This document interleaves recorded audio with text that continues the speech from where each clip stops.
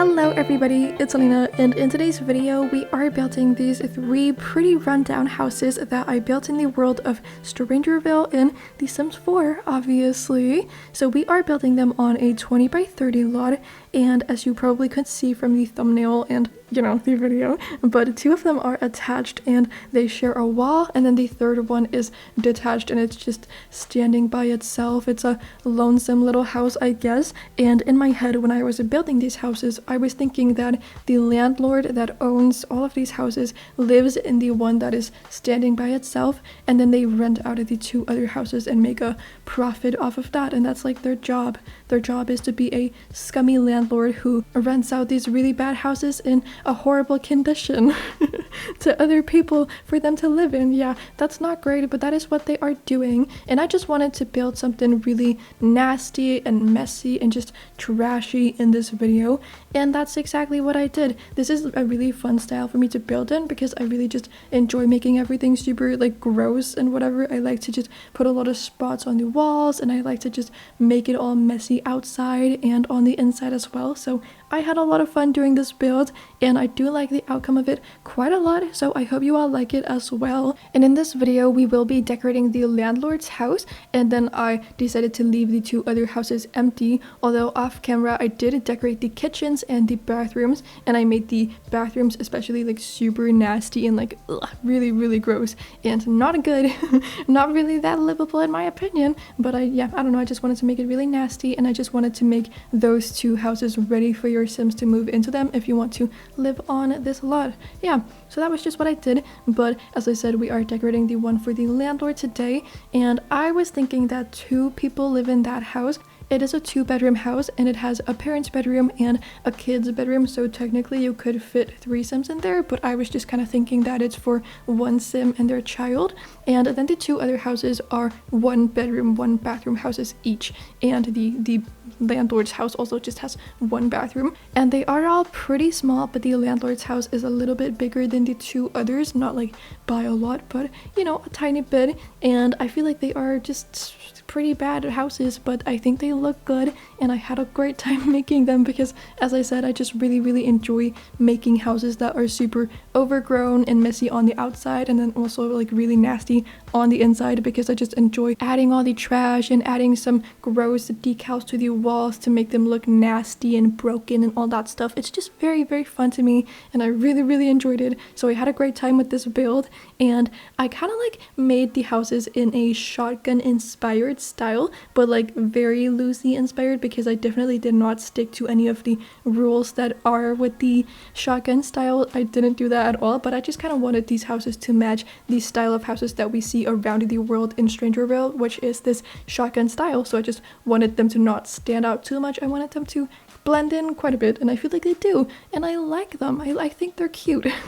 And I've just like been wanting to do something really nasty. I've been wanting to do some really rundown little houses with the new for rent pack ever since it was announced, just because I feel like that's so realistic. So that's a thing I've been wanting to do, and I'm very glad that I did it today. And I feel like this will definitely not be the last time that I do something really gross and rundown that will be a rental property, because it's just so fun, and as I said, realistic. Like, a lot of people live in this kind of environment, which is not exactly great, but it is realistic. It's a thing that happens in real life all the time. So I want to do that, and it's so fun, and overall I had a great time with this build. And in the back of this lot, these 3 houses have one sort of big shared backyard with quite a lot of fun activities. So I put a basketball hoop, and I also put a fire pit so they can sit there and roast the marshmallows and tell fun stories to each other out there at night or something. And I also put one of those like card game tables or board game tables that we have in the game.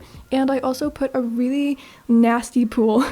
But like, they have a pool so they can swim around and have fun in there, but it's just not a pool that you might want to swim in. Like, if you had common sense, you probably would not want to put your body in there, but I feel like Sims are just gonna do that anyway because they don't care that it looks nasty. So it is there for you to work out at or something and just have fun in if you decide to live on this lot with your Sims. But yeah, the backyard has quite a lot of fun activities, and I just wanted to include a bunch of those. And outside I made some little like tiny front yard things for 2 of the houses, and then the single house, like the one that's just standing by itself, has a little elevated patio, and that's just that. And I also put quite a few activities out there. I put some planter boxes in one of the front yards, and I put a chess table in the other front yard, I believe. So a lot of fun activities on this lot for your Sims to do when they're feeling bored or just do to level up some of their skills. It seems fun in my opinion. So yeah, overall I'm happy with this build, and I hope you all like it as well. But I did not think of a story for the Sims that live in the landlord's house. All I was thinking that it's for 2 Sims, like a parent and their child, but it did not add any like personality to the bedrooms or to the rest of the house because I just didn't really think of a personality for those 2 Sims. So it's not like personalized in any way, but I did think that the child is like kid-sized. It's not a toddler or a teenager. It's just, you know, somewhere in between. And I made the bedroom kind of cozy, but like the rest of the house, it is not super nice, but it's cool for a kid, I guess, maybe. But yeah, other than that, I really like Strangerville. I think it's such a beautiful world, and it's really fun to build here. But I think what's holding me back from building here more often than I do, because it is pretty rare that I do choose to build in Strangerville. I don't really gravitate towards this world very often, and what's holding me back is those stupid possessed Sims, because they're just so annoying. And when I was playtesting these houses, I was just so annoyed with all of the possessed Sims walking around, and when the welcome wagon came around, it was just all of those like really weird looking Sims that walk around with their weird arms and weird movements. I'm like, shut up, like stop, you're so annoying. And it's just really annoying to me that you can't turn it off and just play with Strangerville as if it's a normal world. That just really bothers me, and I think that if you could turn it off and just choose not to play with that at all, I would play with Strangerville a lot more than I do now, because when I do gameplay in my own time, which I don't really do that often, but sometimes I do, but I never ever play here because I just don't want to deal with those Sims. But I do think that I would if I could just turn it off, and I have no interest in like actually going in and playing that storyline every time I start a new save just so I can play in this world. Like, it's just not worth it. But I definitely would if I could just turn it off and not have to deal with it, you know? So that really bothers me. But I do think that some Simmers have posted save files where they have like completed the storyline, and that way there won't be any possessed Sims around this world, which is very nice. So if you are like me and you don't want to deal with like Strangerville Sims, but you do want to play in Strangerville in your game, you can try looking into some of those save files because they might be very good for people like you and I. Yeah. But yeah, I really like this world. I think it's so pretty, and I love the vibes here, but I wish those stupid Sims were not there. And also I don't like those really weird alien looking plants that are around the world because they're just so unrealistic. But I do like this Area 51 New Mexico vibe. It's very cool to me. Anyway though, how is everyone doing? I hope you guys are doing good and that you're happy and life is treating you all well at the moment. I am personally doing okay, although I am super busy, which is also why I have not really been all that active on my channel. I really don't like that I haven't been posting all that much, because I really just enjoy posting on here, and it's kind of like a thing that keeps me stable, and I like to just have this like YouTube thing to wake up to, and I really look forward to getting to sit here and like do my voiceovers, and I really look forward to reading your guys' comments and to like interacting with you guys in the comment section and everything like that. So it kind of pains me and really bothers me when I don't have the time to invest as much time into like YouTube as I would like to, you know, invest into it. So that has been bothering me quite a bit, but I'm going through a bit of a like a transitional period in my life right now, and I'm very busy with that, but it will be over in just a few days. So yeah, everything is culminating later this week, which is really nerve-wracking, but also I'm very excited for everything to just be over, because I've just been super stressed and busy for the past few months, with the exception of just like around Christmas, because I had that time off. But yeah, things will be better very soon, and I'm super excited about that, because I'm kind of just you know, fed up right now, and I don't know, I'm not really vibing that much. But other than that, other than the whole busyness and whatever, then I'm doing pretty good. So I hope everything is good for you guys as well. And I'm also gonna talk a lot about that in my next video, I believe, like what's going on in my life right now, because I do have a lot of stuff that I need to, well, not need to, but that I want to say to you guys and just like share with other people. But I just want to have that be done and over with before I share it, so I can like really collect my thoughts about it. But it's just kind of like some big stuff that's happening. So yeah, I'm excited for it to be over. I'm so excited to be past this point in my life because it's been so stressful and kind of sucky. But yeah, other than that, good times all around, I guess.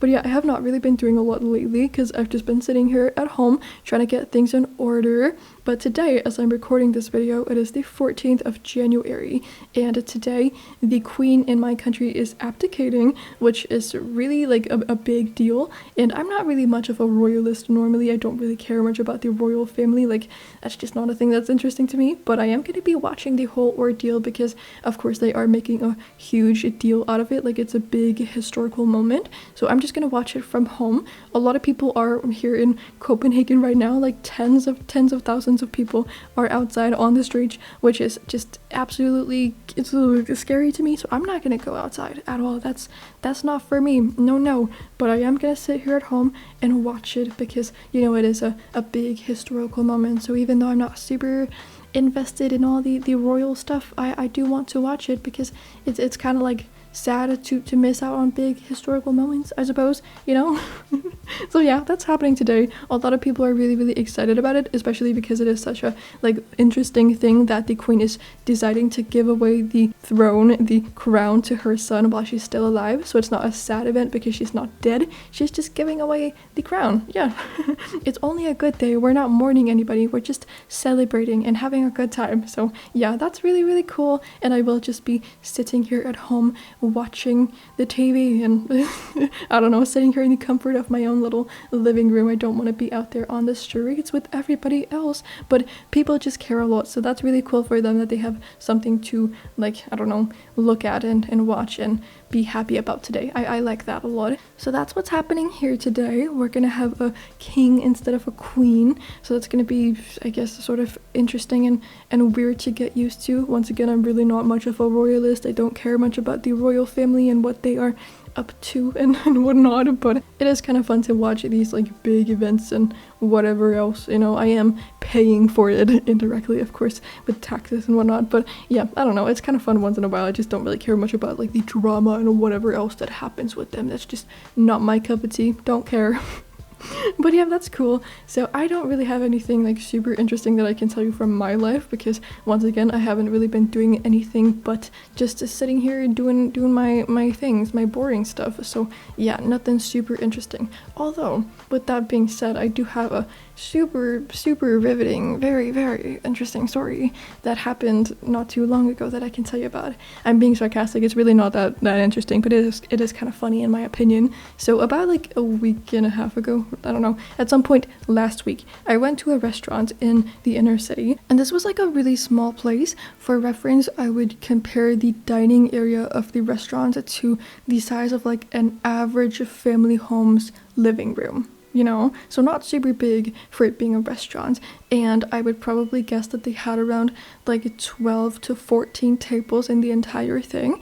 And when we got there, we just like walked in and we said that we had a reservation for 3 people, and we were met by this woman who was not exactly like super kind, which is fine. Like, you don't have to be overly nice and kind. Like, it's okay if you're not, you know, feeling up for it and whatever. But it was kind of weird because immediately like we had to initiate contact with her, even though she was like walking towards us. She just wasn't really addressing us. Like, we had to say hello to her, so there was like this awkward silence at first because she was not initiating contact, and that's just like kind of what you're used to when you go to a restaurant. You just kind of like expect them to greet you. I guess that's at least how it is here.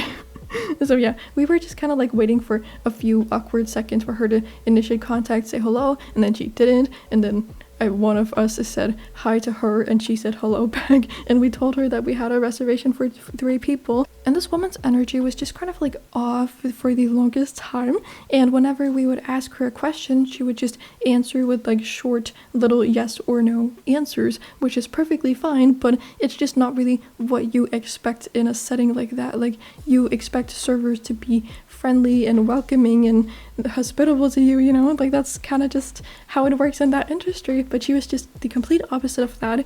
And the table that we were sitting at was kind of rocky, so my dad asked her if she could fix that in any way, and she just like immediately said, no, we can't do that. And then my dad was like, well, it's kind of rocky, can we get another table then? And then she said that all of the tables were booked up, so that was not possible. And then she tried to like fix the table, and like eventually she did manage to fix it, so it was possible. But yeah, she was just like kind of rude, and she just answered every question super rudely almost, and it was just kind of uncomfortable, and we were kind of scared to like approach her because we just felt very uncomfortable in her presence. But then when she came down to take our orders, I really wanted to get a mocktail because I don't drink alcohol, but I really like to get fancy drinks. So when I see mocktails on the menu at a restaurant, I get them, okay, because they make me happy.